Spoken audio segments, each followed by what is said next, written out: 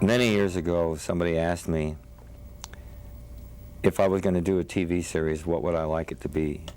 And I said, I'd like it to be Cain, having killed his brother Abel, wandering through the wilderness to the east of Eden and running into things with a mark on him of some kind.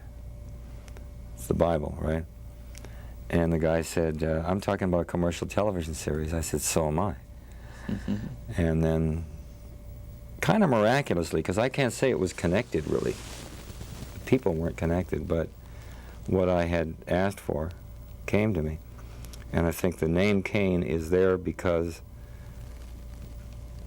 you know, he's the murderer. Oh, yes. It begins with him murdering the emperor's nephew.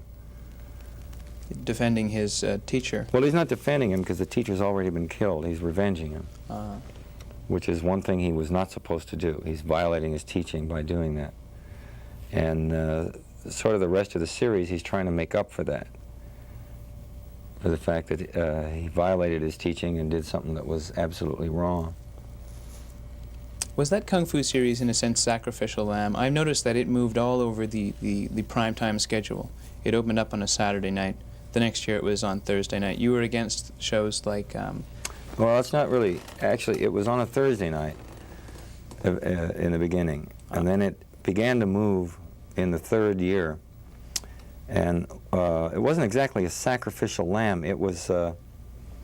they would put it in front of a show that was either in trouble or that was new, hoping that people would tune in to see Kung Fu and then stay to look at the other one. And they only actually started doing that after I told them that I was going to leave, because they knew that the show was going to die. And I had always thought I was going to leave after the third year, and they would never believe me. And then finally I made a big issue out of it halfway through the last season, and that's when they started moving it around. They were already taking liberties with the character by then. Were they looking for a successor to Cain? You had a cousin entering the picture for the first time the last year. Or was it Yeah, well, I was always looking for my brother. And we had a 5-parter in which I find my brother. And the first thing I find is my nephew, my brother's son.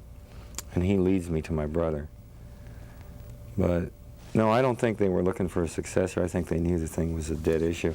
And I don't think they had any idea how much of a thing they had a hold of either. You know, they didn't even bother to offer it into syndication for about 3 years. They just let it sit. Then they finally put a little ad in the Variety, I think. And suddenly it was being shown all over the world. But I really don't think anybody, even myself, had any idea how big a thing it was and how maybe eternal the things were. I would say Jerry Thorpe, who was the director-producer that hired me after seeing me in the play in New York. Yes. I'd say he knew. I don't know how he knew, but he knew to hire me. He knew it was going to work. He never had any doubts about it.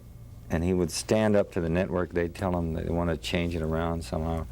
And he'd say, well, you fire me then, because I'm not going to do it. And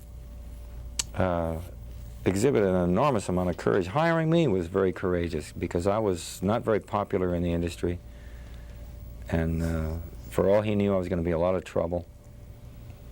And he wanted that. Actually, he wanted to hire somebody who wouldn't back down, because that's what the character needed. And if he hired somebody that was just, you know, somebody to get on his little motor scooter and go around to offices and part his hair just right, it wouldn't have worked. He needed somebody who was completely rebellious. That's what he got.